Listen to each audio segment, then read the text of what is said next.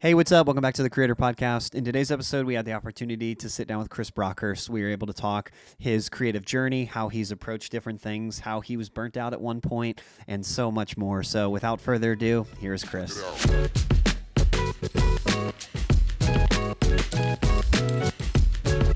Thank you so much for joining us today. Thank you for being here. Taking time out of your day. We were going to film this at NAB. Mm-hmm. And then we ended up not doing that at all. And I briefly actually, that was when I first got to meet you at NAB, but it was like in passing. Yeah. Was that when I was filming? I was filming with Gerald. Yeah, you were filming a video for Gerald, and you had like the craziest camera setup, and you were like, you had one camera on the top, and then you were filming on what, like your FX3 or something, whatever it was. Yeah, it was like the FX3. So we wanted like the 2-angle setup, right? So you could get like the reaction cam. So I had like the most ridiculous wide angle lens, like facing me, super close up, completely unflattering, but that was the vibe he wanted. So that's what we did. It was the ZVE one and then the FX3. And yeah, we walked around for an hour or so. And I got to meet so many people that I want to kind of spend some time with, including yourself. And but it was just so brief. So it's like, okay, I'll come back afterwards. And then I don't know if you know, but then like, so that night I got super sick. And I was like done for the rest of the trip. Oh yeah, like I was in bed the whole next day, the whole half day after, and I think I came back in the evening one day for like an hour. But yeah, I was done. Like it was a bust. So I didn't get to see anybody else other than like the brief passing. Oh man. Well, sweet man. Hey, again, thank you so much for being here. For the people who might not know you, who are listening, just tell us like who you are, explain yourself. Tell us a little bit about you. Who am I? I make videos that go on the internet. It used to be just long form. Now I'd say I do a lot of short form and long form videos. I actually prefer the short form world right now. Aside from YouTube and creating content for myself, educating, reviewing products, I actually shoot weddings during the summer. I shoot a lot of real estate videos as well, and I try and kind of take some of the what I'm doing there and like bring it into the YouTube channel, kind of have like a mix of both worlds. I really like being able to teach and talk about like practical things in my videos. Yeah, I don't really know how to answer that question because I find like I'm always changing. I'm never the same person I was in the last podcast. So I make videos that go on the internet. That's what I'll leave it at. No, I think I want to talk about that a little bit later because you are so good at adapting to just different styles on the internet as far as video content goes. And we could talk about that a little bit here in a bit, but you moved to Canada in 2010. Yep. What was the reason to move to Canada? My wife, she's Canadian. She was in England for a year and a half, 2 years traveling. We met through a friend and, yeah, it was either let's call it quits or come back to Canada with me. So I came back to Canada, and at that time I wasn't in this video world. I actually had gone to university for video and for photo and that kind of thing. And then university actually made me hate this very, very much. I lost complete interest in it and then didn't really pick up a camera again. I'd say probably till like 2011. And then I will say moving to Canada kind of pushed me back into this world because my very first job was in a store in the camera department, which gave me a big fat discount on buying cameras, and I got a camera and here we are. That's cool. What was it about university that made you hate the camera space and the film world? I haven't really, at the time it didn't really make a lot of sense, partly due to the fact that the course that I was in went very, and it's purely down to the tutors that we had, they went very abstract. It was not really, it was more like artsy style of stuff, which has its own place. It's just that's not what I was interested in, and that was the way that they were kind of forcing us to do work and to learn. So I just lost interest. I dropped out in year 2, I completed year 2 of 3, so I never officially graduated.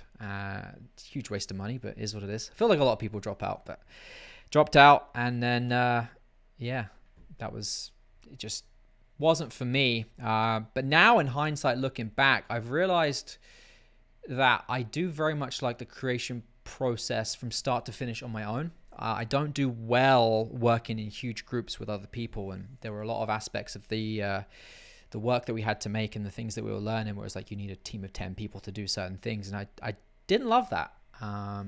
That's something I didn't realize until recently, actually. I like to be hands-on in everything. So yeah. Interesting. That's cool. So then you start working at a camera store. You said you feel like you got kind of pressured back in or forced back into the camera space. Yep. At what point, what did you start doing, like start dabbling in the camera stuff? Like what was it that you were working on? It was the first time, I think this happens for a lot of people. It was the first time I had a DSLR that shot video, and you tap that focus button and you see a nifty 50 have video with depth of field. That was the very first thing. I was like, oh, this is nice. Like we've been used to this for photos for a while, but it's like now we have it in video. And it was a Canon 60D. So it wasn't like the 5D Mark II that everybody else had. Mine was the 60D. That was the big thing for me. So then it was just, okay, well now I'm going to shoot some stuff with like my dogs and family trips and holidays and that kind of thing, and make little short videos about it. And so I did.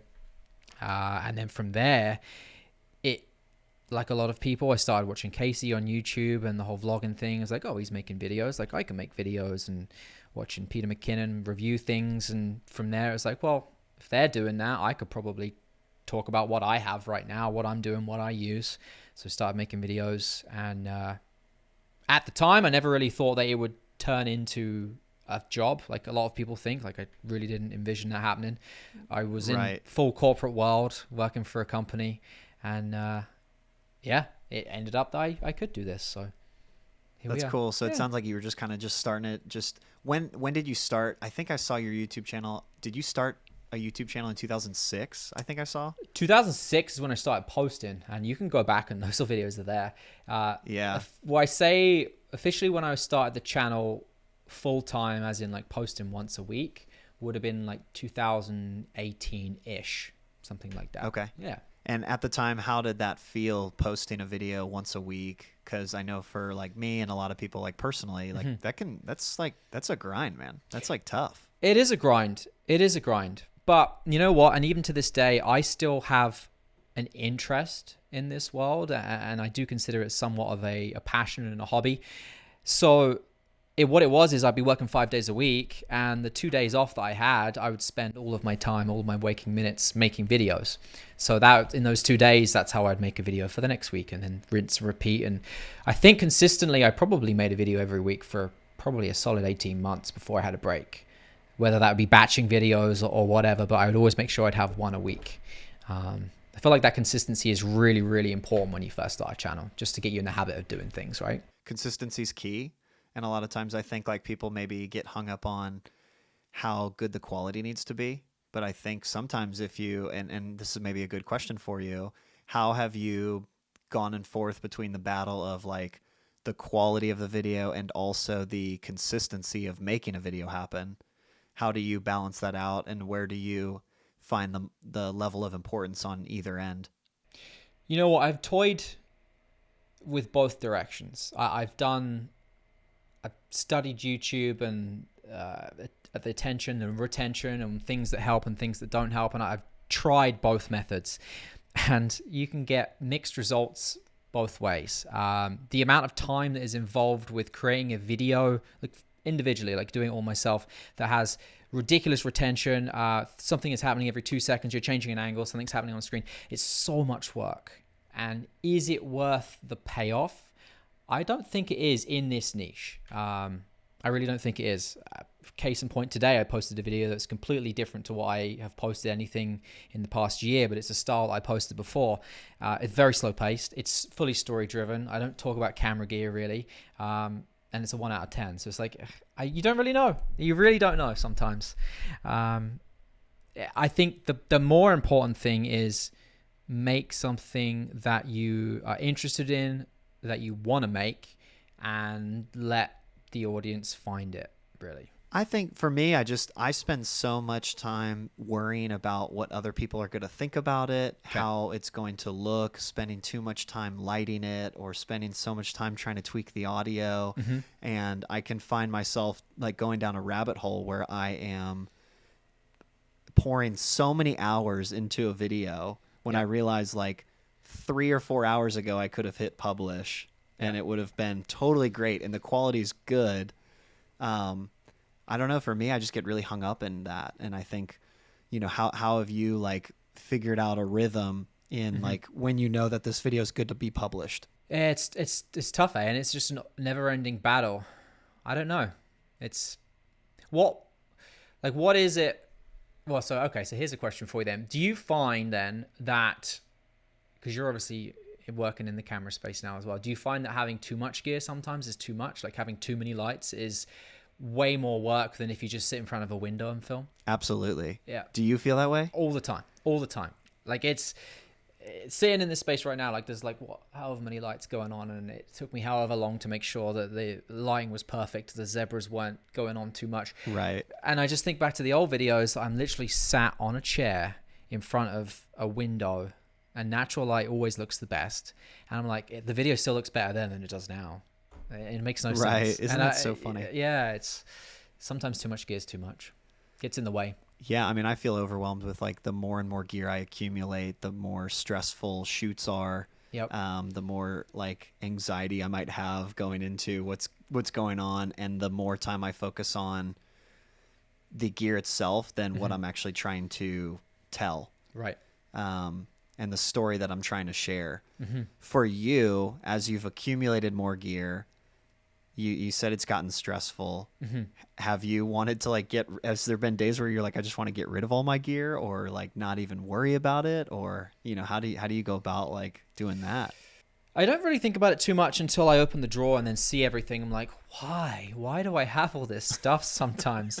And then you see I randomly will just sell a bunch of things on Instagram. Like, I don't need it. I haven't used that in so long. That's sitting on a shelf. Someone else can get better use out of that than me. And so that's what I'll do. I'll just sell things I don't use. But it is extremely refreshing sometimes to just leave a lens on your camera and just whatever it is you're going to shoot, just shoot with that. Like, it's extremely refreshing. Yeah. Don't even bother about a mic.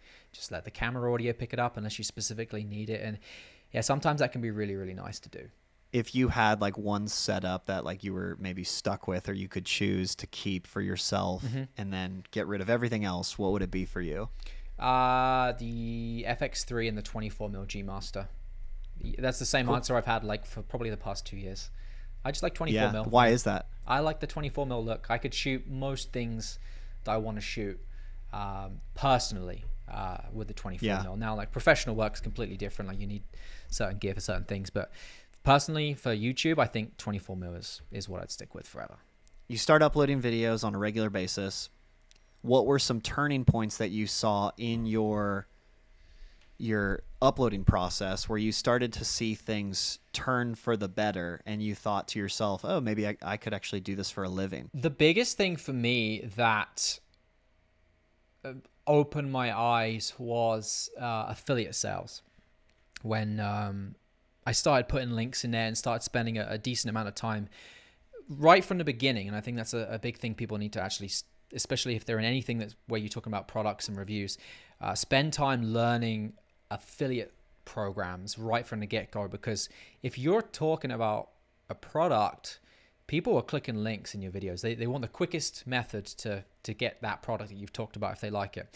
And even from when I very first started, and AdSense was like next to nothing, affiliate sales for me were always pretty good right from the get-go. And it just went up and up and up. And it got to the point where it was like, oh, this is like pretty good money for just making videos. And that was a big incentive for me to continue going.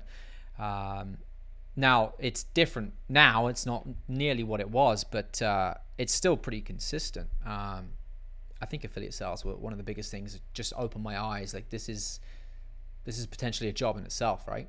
And that's like also reassuring for people who maybe are starting their YouTube channel right now. They could go set up affiliate links, get it all ready to go. Yep. And be able to make money off their videos immediately if people are clicking the links, which is really nice. I should probably start doing that too. You definitely should. You don't need a lot of views either. Like you really don't. Each niche has its own respective percentages amounts that Amazon pays, and it's like people want, as I said, people want the easiest way to buy a product if they like what you talked about, and if it's a link, then they click it and they buy it. So you went full-time YouTube. You said in 21. How was that jump? Like making the decision to say, I'm going to go to YouTube full time and do that.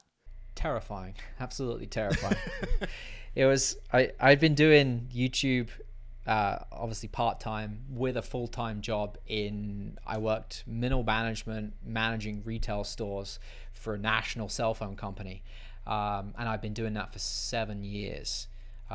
Salary, benefits, like it was stable. It was like the American dream everyone wants to have. Like I was safe, could have stayed there forever, but I wasn't happy, right? I wasn't happy doing that. And I knew YouTube was something I would love to do. And it got to the point where it's like, okay, the amount of money is starting to get level. Okay, now YouTube's more than that job. All right, it's time to get rid of that job. And honestly, the pandemic was I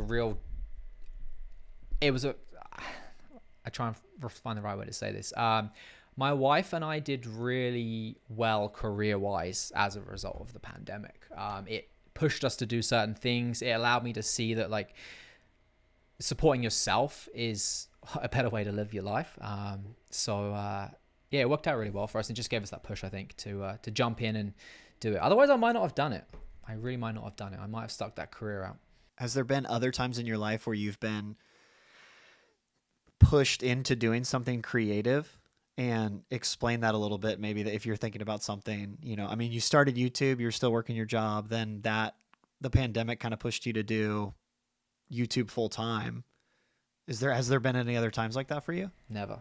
If you'd have told me when I was in school, when I was in university, that I would ever work for myself, self-employed, I'd tell you, no, I'm not that kind of person. I don't feel like we're at least in the UK, you're brought up to kind of think that way. So yeah, it was a shock for me. But yeah, we're here. In today's fast-paced world, content creation has become an essential tool for connecting with audiences and sharing ideas. Whether you're a filmmaker, a live streamer, or a social media influencer, the quality of your content can make all the difference in capturing and engaging with your audience. That's where Hollyland Technology comes in. As a leading innovator with wireless video transmission, monitors, microphones, and intercom systems, Hollyland offers reliable solutions to capture high-quality content. Whether you're working on a film set, broadcasting live events, or creating content for social media, Hollyland has the tools you need to elevate your production value. Their cutting-edge technology allows you to focus on capturing the perfect content without worrying about technical issues. If you're looking for high-quality wireless solutions, check out Hollyland's product range. Visit their website at hollyland.com to learn more about their products and find the perfect solution for your needs. Make sure to use the code GEAR15 at checkout for an extra 15% off. And thank you to Hollyland for sponsoring this video. When I think of YouTubers who have adapted so well to the different types of platforms, you're probably one of the first people that come to my mind, because you've done such a good job at when Instagram Reels were coming out, YouTube Shorts, TikTok. As a camera creator, I saw you on the forefront of everything, whether that was just like quick little gear reviews, quick little like photo tips. And I wanted to kind of pick your brain a little bit about short form content starts blowing up. You hopped on it, I think, like very quickly and did it really well. What was going through your brain when you started seeing, short form content pop up, and how did you think I can maximize the space, by doing video? I wish I could tell you that I had a formulated plan that I wanted to execute, but that was not the case. It was honestly more a case of I consumed a lot of I still do consume a lot of short form content. Like I thoroughly interested in it. I've learned a ton from short form content, just quick tips, like little short snippets that are really interesting. So I started seeing other people do it and like, well, this is a new way to do things that we're already doing, but in a way quicker format. So it interested me. So I just started making things that I was interested in making. They were quick, they were easy. If they didn't do well, you can post another one immediately after. You can post 5 a day. It doesn't really matter. So even to this day, it's not that I had a plan. It's like I really enjoy making short form content. And the way I approach short form content is very much, if I see something that I'm interested in, or there's something that stands out to me, there's like a feature of this camera that's really interesting, I'll talk about it. And that's it. I just kind of share my opinion or my thought, and I make a reel about it and I post it. And I guess people just like the rawness of that. It's a bit different to like the overly produced style of like 10-minute video. It's like, it's a one take thing shot with my phone, and I talk about it and I post it. immediately. And that's it, really. Yeah. Where do you see short form content going, maybe like a year down the road right now or 2 years down the road? How do you see that evolving or, shifting and changing? I see more of a correlation between short form and long form kind of colliding in some way. A lot of people talk about how you should be using your short form content as like a highlight reel or as a teaser or a trailer for your longer form content. So you're starting to see that. I'm starting to see more of a more landscape style short form content. I've seen that too. Yeah, like TikTok's been experimenting with it. I'm starting to see a ton more like in the past 2 weeks on Instagram. So I do see that coming. Whether we'll see a landscape version of short form content, I think that could be pretty big if we see that, because a lot of people are very against short form because it's 9 by 16. But what if we flip it to 16 by 9? Does that change the way they do it? Now I'm swiping this way. Do we swipe this way? Like, does that mean more people are interested in it now? So I think we're going to start to see a little bit more of those two worlds collide. That's what I think. We'll see. Interesting. So maybe we'll be seeing some landscape reels from you or something sometime soon. I don't know about from me yet. I don't know. It bothers me when I see people. I respect the people that just post it that way and they want people to turn their phone. But if someone, I don't know if you've ever seen it, if I'm swiping and I see turn your phone, I'm like, nope. I keep scrolling. Yep. I ain't turning my phone because you saw no. Yeah. So what are some things for you that inspire you and motivate you to keep creating, whether that's in the YouTube space, just the camera world? Are there things out in the world that inspire you, and what are those? Following things you're interested in, and they don't necessarily have to become part of what you're doing right now. I do always feel like you should always be learning. You should always be trying new things, because you never know what the next thing is that you're going to end up doing. That never makes sense. You never know how can I best word this? You never know what's going to happen, right? So always follow like what things you're interested in, because that thing could be your next big thing. I had no idea when I started posting short form content that people were going to be as interested as they really were. And that I would see kind of the growth that I got. But it did, and I'm interested in it. So I followed that and it kind of worked out. Right now I'm playing about with a couple of other things that haven't really been on the YouTube channel so much. FPV drones, I'm really interested in that right now, learning that whole world. In the middle of shooting my first documentary right now, and I have a buzz for that I haven't seen in probably a couple of years in like the video world for me. So I'm like, maybe this is something I can dabble in. It might not be part of YouTube. It might be a completely separate world in itself, but it's an interest. I'm following it. I think you need to have those interests to keep yourself motivated, because if you just do the same thing day in, day out, you'll get bored pretty quick, and that's when kind of burnout starts to happen, right? Going down that trail of burnout, YouTube as a creator can maybe sometimes feel pretty lonely. Very much so. How have you tried to work around like maybe getting connected to people and chatting with people and building a community? Because when you're sitting in your room making your own video, you hit upload and then you do it over again. A lot of times you're not talking to people, communicating with people, and it can feel very lonely. How have you tried to work around that? It's very hard, because working on your own day in, day out is very draining. Like this is the most I've talked to someone all day today, right? So like even like my wife, like, so it's, these kinds of things are actually really, really good. To have any form of chat with anyone in this industry can give you a buzz and a motivation. Once the call's done, I'll probably have some ideas that I want to start writing down or something like that. But I find like when Sony brings us out to events, or if I travel with people, like I've done a lot of travel already this year, those are huge for creativity. So find like-minded people that are doing the same thing that you do, and even if you don't make a video together, even if you just travel together and you don't share any of that, but if it's for photo or for video, that you'll come away from that trip with a buzz wanting to go and do the same thing again. So there's definitely something to be said for working with others compared to on your own. It's just really hard to make that consistent, right? Yeah, it is so nice and refreshing when you can talk to people and chat with people, especially like in the same industry as you. And that could be anything, that could be whether you work retail or, whatever you're doing. It's so refreshing to, just communicate with people.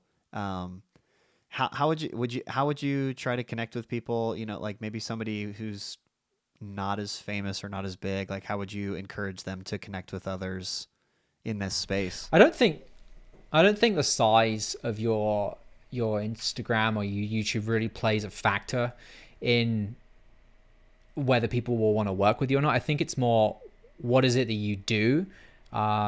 Is there a way that we can really work well together? Can you help each other out? I know a big thing that spurs a lot of connections to occur is just chatting with someone. It's like, oh, well, if you ever need any help filming a video, like that's a really great way to suddenly start meeting people, because they can help you film a video. It's like, okay, well, now do you have anything you need help filming with? So that's actually how I met someone that works with me a ton now. My buddy Garrett, he's been in a few of my videos. He got introduced to me via someone else because he needed to rent a body for a weekend, and he rented a camera body from me. And then we realized we're in the same industry and started chatting, and now we help each other out to make a ton of content. He second shoots with me at weddings. So just finding people in your local area that do the same thing as you, just chat with them, see what it is that they do. Maybe you can work together. Maybe you can help each other out.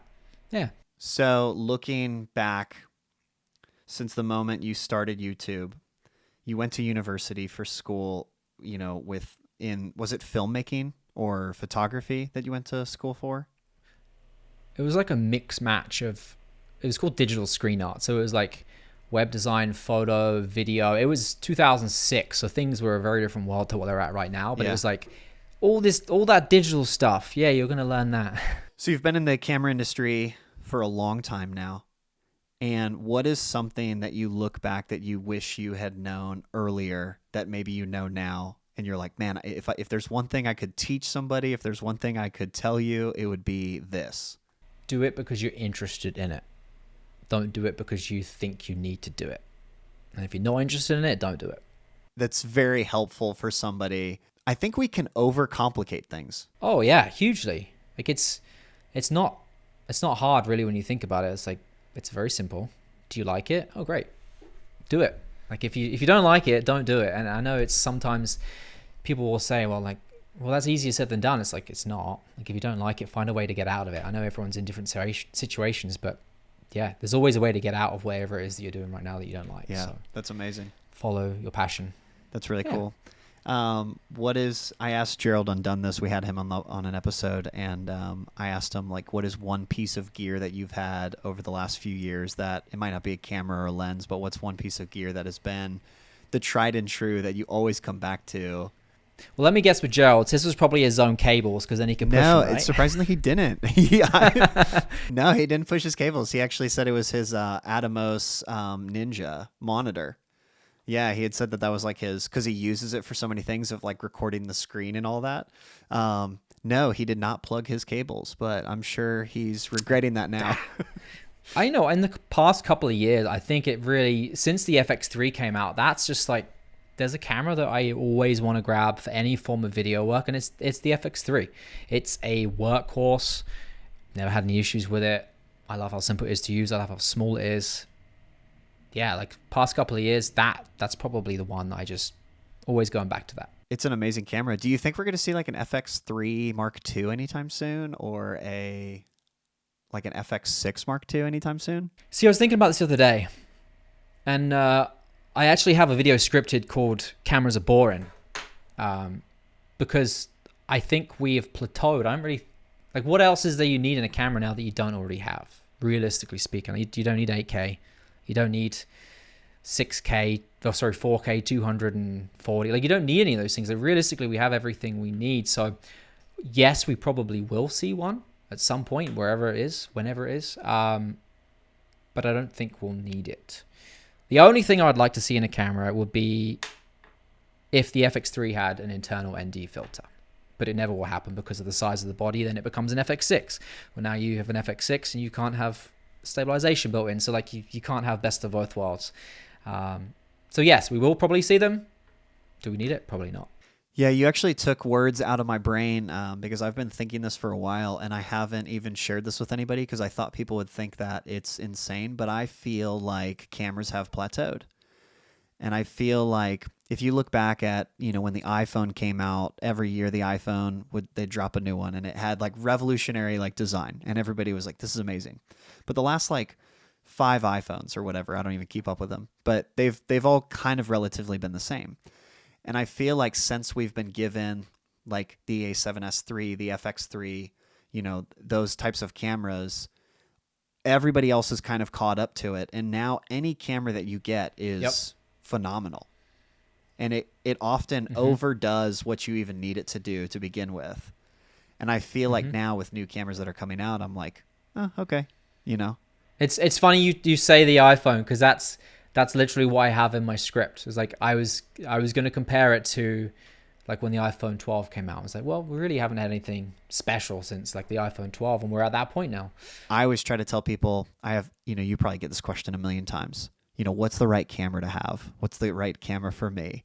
And I hate to be so vague when I tell them this, but I'm like, man, I think any camera you get now is going to be pretty good. I think you're going to be set. You just have to figure out which camera you like. Is that a question that you get a lot? Like people probably ask you all the time, like, what camera should I get? They do. They very much do. And you see the hard response for that is, how long is a piece of string? Yeah. Because it's like, well, what is it you're doing with it? Yeah.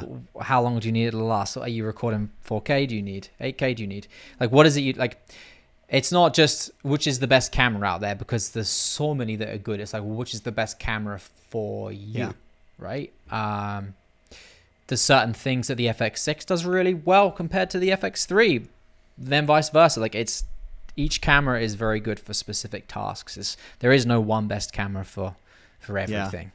Yeah. I don't think there ever will be. I really don't think there ever will be, but everything is a tool. I mean, I'm trying to think, like, cause we're talking like, you said the FX3 would be awesome to have like an internal ND. Is there anything that you predict cameras will have later down the road? AI. 100% AI. 100%. Like, explain that. Like, what? You're already seeing Sony do it. Yeah. And Sony's the only company do it. And yes, people are like, oh, he's a Sony fanboy. No. I use Sony cameras because they're the best for what it is that I do. Yeah. Like, I really enjoy using them. But Sony you started to see it in the ZV-E1, the A7R5, like the AI tech that's in there now. I think we're only at the beginning of like what we'll see with that. There's a lot of potential there. The auto reframing feature, I don't know if you've seen that on the ZV-E1, but that was the first thing for me that was like, oh, this is actually something people could use. And not enough people are talking about it. I know it's only like the first version, but especially for vertical content, for that kind of thing, right? Imagine if you have, I really want them to bring it out for the A7R5. Like, imagine you have an 8K frame with the auto reframing feature. You now 8K video, you have a ton of room for zooming in. Like, you could have a completely usable super zoomed in 4K image out of that 8K. So that's what I think we'll see more of. Stuff that's actually like useful tools to help us. Is there going to be a way that they can maybe use AI to expose certain parts of the sensor differently? I don't know. We'll see. That's the only way I can see things being given us like a wow factor. You know what I mean? The first time someone comes out and says, oh, we've got 16K in a camera. I don't even know if that's possible. I'm sure it is. Like, people go like, yeah, okay, great. How many memory cards do I need for that? Yeah, and how many batteries? It's like, yeah, is it going to overheat? Oh, you can get 3 minutes? Oh, yeah. Great. So cool. The other thing for the ZV-E1 that, again, is, I don't think they branded it as AI, but the built-in mic. I don't know if you saw a lot of that. It's incredible on the camera. Like, it uses the camera's processor to basically do things with the audio to detect where you're. There's like an auto feature on it. You can walk around the camera and the built-in mic on the camera will pick up where you are and like focus its attention on you from there. And it's purely all software. So it will get to the point where you don't even need a mic on a camera. Like, those are things that like that actually, especially for like a vlogger or for a content creator, those are useful features. Yeah, so that's where I think we'll see things in the future. Like we've all seen the wild things that AI is doing now. Like imagine when you have the full power of that in a camera more. We don't know what you can do. The things that you can do on AI and like ChatGPT now, like 2 years ago, if you'd have told people that, were like, it's not possible. So imagine when that's in like the tech space. It's pretty insane what it can do now. And I'm interested to see the ways that will help us in the future. It seems like you're always trying to keep your finger on the pulse and figure out what's changing, what's happening. It seems like you're really good at observing trends and flows on the internet. And again, you're really good at figuring that out. How are you staying on top of it?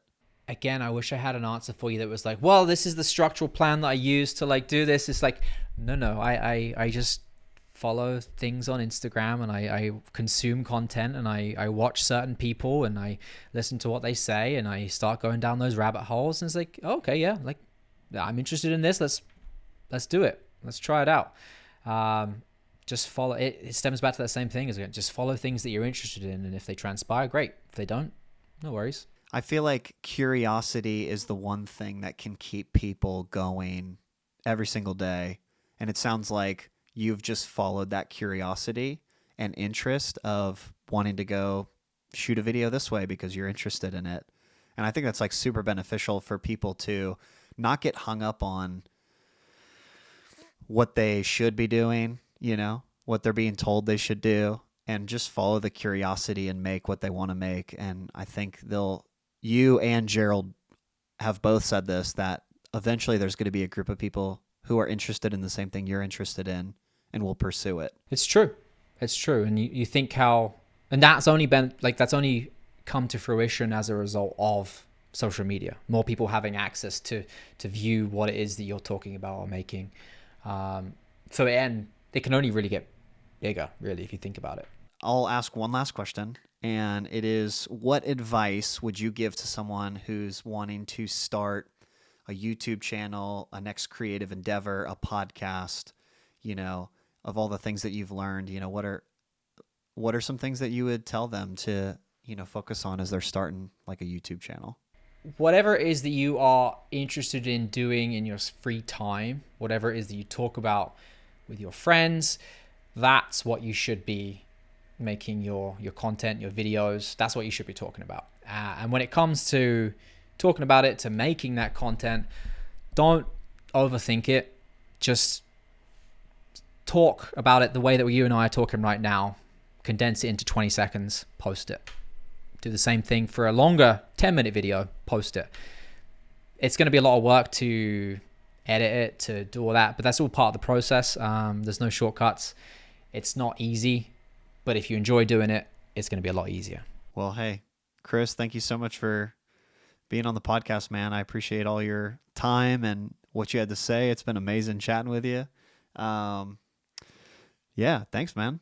Thank you. Hopefully we get to spend some more time together next year at NAB, if not before. Yeah, that'd be awesome, man. Yeah. So, again, thanks, dude, for just joining us. And I'm not a podcaster at all, so I don't know how to interview. So sorry about if I. You did really good. Like honestly, like when you said to me like you want it conversation based, I'm like, great. I just prefer that. It's just easier, right? Like it's just two guys chatting about something they're interested in. You did great. And I also want to say I am, and Gerald, I know, raves about it a lot on Twitter. He's always posting new videos. So when I started seeing the stuff you were putting on GearFocus's channel, very, very impressed. Like really loved the style that you've brought, your set, the simplicity, the way you talk about things. Just very nice, easygoing, good looking, enjoyable videos.